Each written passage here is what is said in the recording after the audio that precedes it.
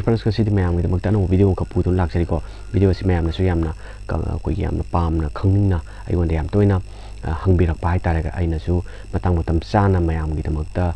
अमम तो ओइना हाइतारे आंसर पीबा ngambay khudong chaba leijadra ai gi thaba chinman leibana maram oiraga video gi khuthang da haitare video semjaraga mayam gi punmaki haitare ko maruina khoi gi ingkhalak liba naha sing haitare yumpan liba haitare pakhang le sabi sing da hena maru oigadra khali ko adu chakhot na kham thengba oitaraga su thaini gi haita ipai pu gi haurak liba chanarakba sidi kaiba ya da haitare adum chanaraga sum lagli ko sachu chanari masidi adum thadokpa से फत्ते हन लोगजगे मरम दे अदम चनगदबने मसीगी ओबा नुंगी ओबा याम मरु ओबा कानाबा याम लेगिरा हाइतारे को मसी अदुगा सी video से येक सलाई मतंग दने मरुइना खोगी लौना लेनबा यादबा हाइतारे को होय लेनबा यादबा से येक अमा लौनबा लेनबा याद्रे अदगी खोगी साइलुक तिनबा लौनबा लेनबा याद्रे अदुगा एलोन तिनबा मसी जिम लौनबा लेनबा याद्रे अदो येक हाइसिना करिनो सागै मानबा येक सलाई मानबा असिबु येक लौनबा चिंगी अदु येक लौनबा सिमा फत्रे सिमा मागी फतबा सिंग अदुदि दम मयामनसु कोइ करातारे अदुम खंगजु दम यावम मनिको मसी लौनरगदि फतबा मयाम अम लई हाइबा मा लई गरे को मसी मते आई हाइजा रोइगे मरंदि कैगिनोदा खोगी क्या मसीदा आर्गुमेंट याम लईगदबा अमखक लईबा हाइतारे को अखोइदि दम लौनर लई कैमता तौदि खोते हाइबसु दम यावरकनेबा कैगिनोदा मा तकी म ओइद्रगसु मागी चारोन चुरोन तरेला खाइतारे को मसीदादि सोइदना मनुंगसिदा लेगनेबा खुदमना सपोज अयमा हंतक से सुम कंडीशन लम लेता है चारोन चुरोन इपाइपु तरे तो हंकल थिरु एकरम कंडीशन उगी हादुन याम लाइ लाइना खंग ngambane adunane ipaipु ne thambiramba se masi tek ta kaidana chatche haiche aina ngasi chumna chalaba ai charon churon tare to karimta soiroi ada ani kite khongda am lalu matamda charon churon tare ai magna hadak che soyog da taraga su charon churon tare gi manung du tawgane aduna ai gi jai sujuna ai gi ipu duna sumba lalamani ko aina hadak wari bese de sumaina soidi bese kana zum ninda to bodu phatedana aduna aina sumaina खुदों थी ma'am लेब खोब ma'am से इपा इपू हाथों खितंग mistake खर लापदगिने नद्रा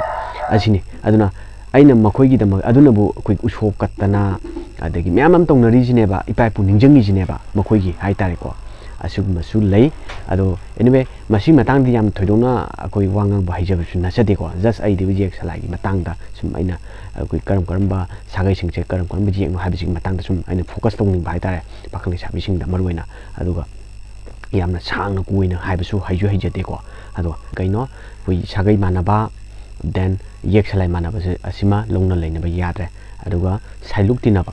साइलुक हाइसिना कइगिनोदा MAPPA गी मरी नत्रगा mama गी मरी suppose से खुदमना मपादी मानबा ममा मानदबा सिमा साइलुक कइको नत्रगासु ममा मानबा मपा मानदबा सिबु साइलुक कइको होय अमदा पालोरगा अमदों पानबा अदुदे पोम मचा समसम असुम लेको देन नुपा अमदुना अतोप नुपी अम लोबा अदुगी मचा अतोप नुपी अम लोबगी अदु मचा अनि दु लोंनो लेने दुबुने बे साइलु हाइसि समसम नारागा अदुगा पेलोन तिनबा हाइसिना अइगी इमागी मपामगी निंगोल लोब हाइताय खुदमन अदोमदोंगी इमागी मपाम लेतना मदुगी निंगोल लोबदुबु पेलोन तिनबा मसिजुम यादे सी अहुम से मखंगबा देन सही की मतंग दसु दुम हंगबिरेको सही से हनबा हंदबा नुपीना हनबा नुपा अनुसिमदि पंजरोगे होय मेरिट लेटर डिमेरिट दुम लेबम थोइको अदुगा हाइनबा दुम लेनै चटनाबी मा खितंग लेरकपनि ना हाइतारेको सिगिसु दुम अफफत दुम लेरंगमनि लेजु ले अदु मसिमदि मसि मतंग चाबदा पन सेमजरके अदुगा सिगु ओइनादि येक छलाइ हाइतारेको करम सागै सिंगसे करम येक छला ओइगदगे हाइबदो अइबा हाइतारेको मसिदा सुम आइ सुम पाथोकजरके मयाम दुम लोइ फाउ येंबियो मसि याम कानागदर खलिको अहानबा सिदि खोइगी मंगांग हाइतारे मंगांग येकता लेइसे अखोंबम अचुराम अतोम अहनथेम अखोम अयेकपम अहिबम हाइबसिंगसे मंगांग येकता चिंगे अदुगा मसिदा खोइना अयेकपमगा अहिबंगसे मसिदी मंगांग येकता ओइरंबै वारिनी अदुगा अतोप्पा कोइ येक छलाइ ओनगरेबा मसिदी मतम निंथौ हक्तक्ता हाइतार ओंथोंबा ओइबेजानि मसी मरम असु लेको मसी मतंग चाबा कांदा आइना जुम हाइजरके हाइबदगी येक अमद ओनखिबगी मसिगिसु मरम अम खगदि लेबेजानि अदु मसी मतंग चाबदम वीडियो अममु सेमजरके को मतंगदा इग्वानथेम इखोइसांगबम Irom irom sinam irengbam irumbam irungbam ishenbam ipu sungbam haibe singsisu mangang yekta chingi aduna aduga hojiki aduga ipu sungbam haise masi kai tawe khuman do on gare next uri kinbam uri kimbam uri pam usham haibe singsisu mangang yekta chingi tobodabu uri kinbam ne usham ne masi uri kimbam sina luang mangang oirambadagi luang da on gare usham sina mangang dagi luang moirang angom sumaina mathang on ki mathang da kaisham kangabam kangshambam kangshambam kambam kangujam kayen paibam kaithel lakpam kaithel palak tabam kayen sangbam kaisham koncham kongapcham kongpam kongjam kongambam konthaubam haibe singsisu mangang yektani ko adubu koigi kaithel lakpam se mangang dagi moirang on gre kaisham se mangang dagi angom sarang laisang them on gre mathang ni ko adu koncham se mangang dagi salang laisang them on ba khuman mu ong ba koi angom mu moirang mu maina on le mathang adai kongpam se mangang dagi angom on gre kongjam mangang dagi luang on gre sumaina mathang on ki mathang da khamnam khamlang basangbam adai khangjrakpam khuriambam khunjahunbam khundom khundrangbam khoisnam khundongbam khongnam khonunjam khoirom khunjam khumanlanbam khuman chapram khurai lakpam khorai rakpam khuman rakpam khuman kairakpam haiptar khuman kairakpam haibe singsisu mangang yektane aduga khamnam se mangang dagi khuman do on khre adagi khariyen bam se mangang dagi sarang laisang them on khre khoirom se khuman dagi mangang salang laisang them mathang on ki khoisnam se mangang dagi salang laisang them angom on ki khanjam se mangang dagi luang on ki khoirakpam se mangang dagi moirang khangan ba mathang on khre sumaina mathang da ngangom se ngangom ko ngathem ngariambam ngakhurambam ngangom yumdangbam haiba singsisu mangang yekne aduga ngangom se luang moirang mathang on ki ngathem sina mangang dagi angom on ki ngangom yumdangbam mangang dagi salang laisang them on gi simaina mathang da chanambam sangning senbam sarai mayum sangning hanbam sakam mayum chanambam chanjanbam charoibam chikham chirom cherom sonjonbam sorimbam chongtham ning thojam haiba sagai sing sisu mangang yekni adu haiba singse chanam sina angom yek to on khre charoibam sina khuman da on khre sima mathang da time jam taibung jam I jam adagi tawib jam tonbam tonambam tenchubam takhilambam haiba singse mangang yekta oirambani aduga koigi tain jam takhilambam se masi luang de khuman on khre taibung jam na mangang de khuman on ki mathang da thangang chambam thingnam thingyam thengkapam thongbam thongratabam thodam thongram thangachabam thodam haibe singse mangang yektani ada haujuksina thangang chabam mangang de khuman da on ki thongram sina mangang da on khre khuman mangang ko thongram se khuman dai mangang ko mathang hanadi kanu olamani da khoi mangang ni da adagi thongkap sina mangang dagi salang lai sang them mathang on khre mathang da naudam nautham nandaibam nakapam naurem namoijam nauroibam namoijam nakonchangam namoirakpam Namairakpam, Nahakpam, Ningthaujam, Nongthaujam, Nongthombam, Nongmaikapam, Noulam, Nayang Lambung Tampam, Numit Laimang Sangbam. Hairiba singse mangang yekta leiba sagai sing sine aduga hoigi Nandem bam sina mangang degi angom moirang khangamba mathang mathang on khre ko degi namoi jamam na mangang degi moirang on khre nawoi bam na mangang degi luang on khre nahak bam na mangang degi luang on khre nongthong bam na mangang degi luang angom mathang mathang on khre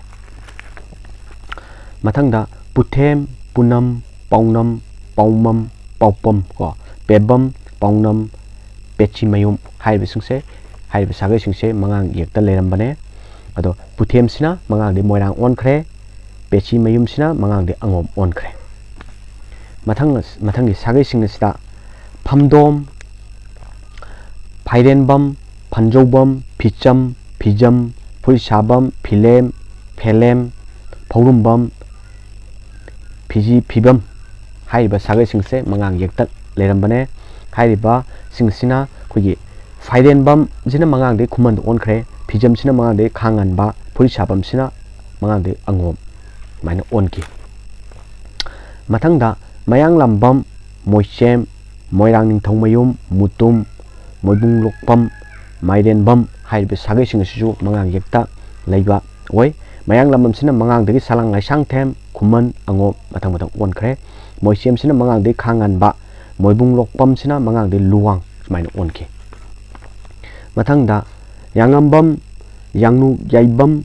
Yangubam Yangu Yangbam Yangkhom Yaskul Lakpam Yangkokpam Yelam Yelwaim Yelwam ko Yungkhaibam Yumnam Yangu Yaibam Yenchenbam Yangkokpam Khangjrakpam Yumnam Soren Sangbam Yumnang Koncham hairiba sing sagai singsu mangang yekta leibane masida khogi Yangambam ne mangang de luang on khre Yangu Yengbam ne mangang de khuman on khre Yungkhaibam na mangang angom moirang mathang mathang on khre